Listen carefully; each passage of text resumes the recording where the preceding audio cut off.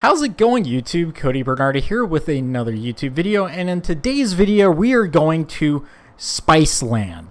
Now, I think that's a term that I'm going to use for any time I make a title and a video that is slightly controversial. I hope it's not going to ruffle too many feathers. So the title is what the video is exactly going to be.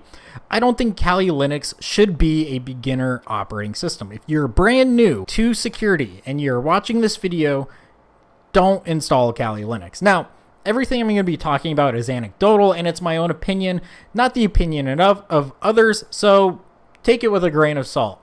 So when I first started out learning security and all that stuff, I know it's a very vague term when I first started learning security, blah, blah. I installed Kali Linux. Now, the way I function is if I see a nice and shiny toy, I'm going to go after it, and I find another nice and shiny toy. When I say nice and shiny toy, I'm talking about different Linux or different tools that are in Kali Linux, which aren't specific to Kali. Anyways, I focus on that, and I go to that, and I go to that. That's just the way my brain worked, and I never really learned anything, and I completely neglected the command line interface of Linux, which you're more than likely going to be using on a day-to-day basis if you get a job in security.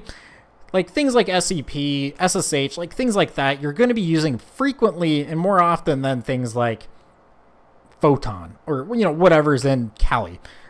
So before I get into that, I just want to make a metaphor as to why I think this way. So think of Kali Linux as a Ferrari, and think of Ubuntu desktop, headless Ubuntu, Mint, whatever, as a Honda Civic. If you are brand new to driving, would you prefer a Honda Civic or a Ferrari? Obviously a Ferrari, but what should you actually be driving?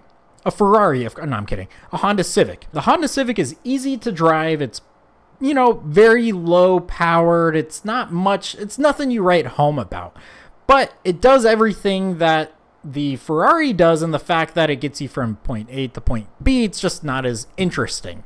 If you get what I'm saying. The Ferrari, the Kali has everything that Ubuntu has plus some, but you don't really need that plus some. You just want that basic command line interface, and it kind of forces you to install your own products, or not products, but install your own apps and all that. And it is a kind of a good practice to install what you need and uninstall what you don't need. So that's why I don't use Kali Linux myself personally, because there's a bunch of stuff on there that I don't even know that's on there.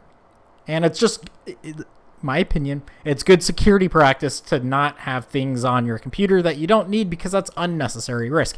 Anyways, if you are brand new to security, brand new, and you don't even know how to move around Windows, either with PowerShell or Windows command line or CMD, I would start with Windows 10.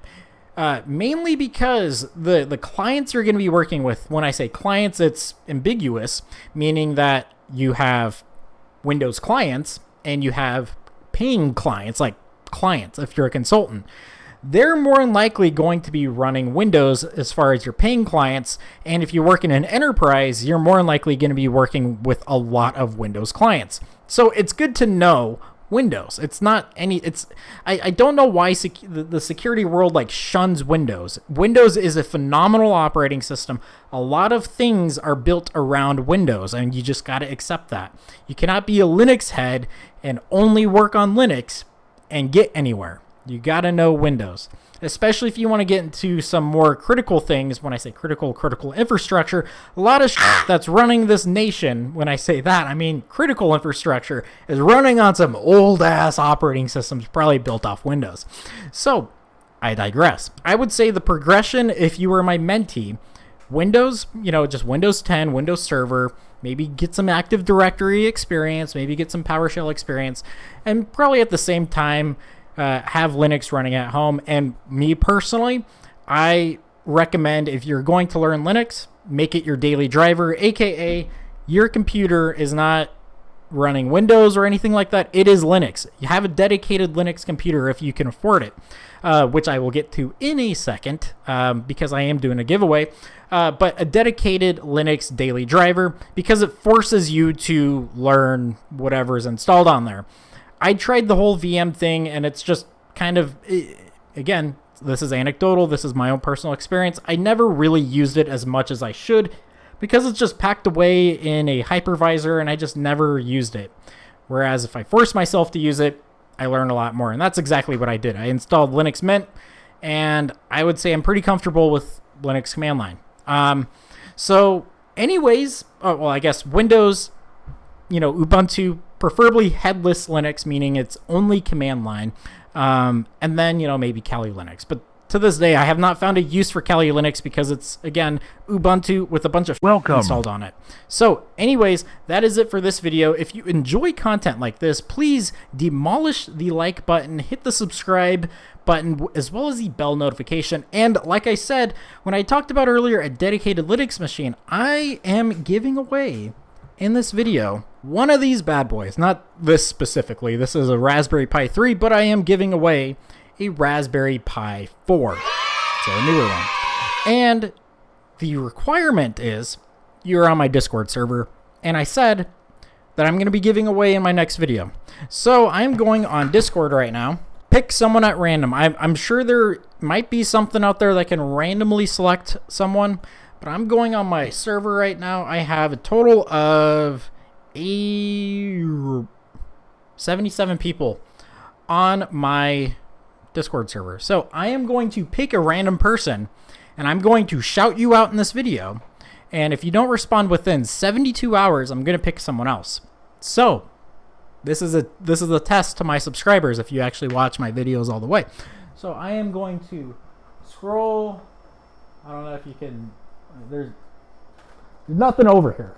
There's nothing over here. So I'm looking this way. And I'm just gonna pick.